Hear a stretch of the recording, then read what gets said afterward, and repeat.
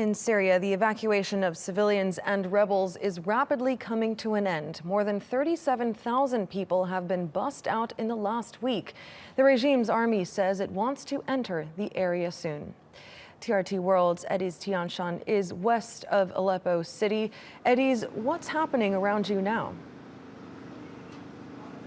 Well, the evacuation continues unhindered since earlier this week, and right now too, despite these heavy winter conditions, we're told that tens of private vehicles are too now part of this evacuation plan.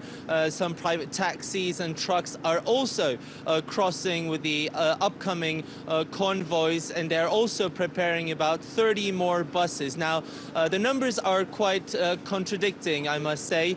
Some sources say maybe around 5,000 civilians are still left to be evacuated from that area, but those estimates go as high as 10 to 15,000 by some accounts. And really, the difference is, the reason is because nobody really knows exactly how many civilians are still left in that enclave. We understand that some civilians at this point chose to either stay in eastern Aleppo where they are, or move to their families, relatives' places in the western regime-controlled part of the city. And those are among families that are rather apolitical. Their family members did not participate in any of the uprisings, or they're not among the rebels fighting on the ground. So they feel they might be okay at the end of the day, even if the regime takes control of that area. But we don't know how many are among those civilians. But for others, obviously, it's a completely different story. They have to flee for their lives because the regime considers any of the rebels as terrorists, and also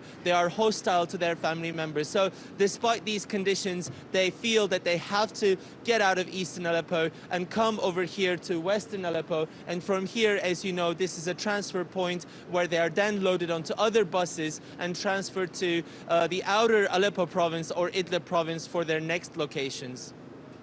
Ediz, it looks bitterly cold where you are. What's the humanitarian situation like there? Are people getting enough aid, or is there enough shelter to go around?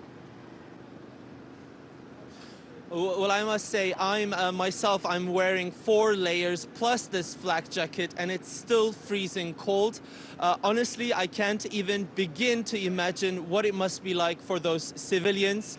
And in fact, we were talking to some of the relief workers here, among them also medical volunteers. They told us that some of the most frequent cases they encounter are actually the children and babies who have a cold or the flu. So some of them are given medicine immediately right here on the spot. And remember that most of these people haven't had access to humanitarian aid for some 6 months. They've been trapped in that enclave.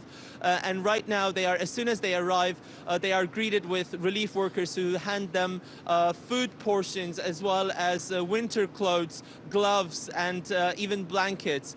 Now, I also spoke to a lady earlier whose hands were completely dark. It looked like it was burnt. And when everybody asked her what was wrong, she said she didn't have any water for many days to even wash her hands. So just imagine what this entire journey has been like for them, because we're talking about internally displaced people. It's not as simple as taking a bus and getting out of that enclave.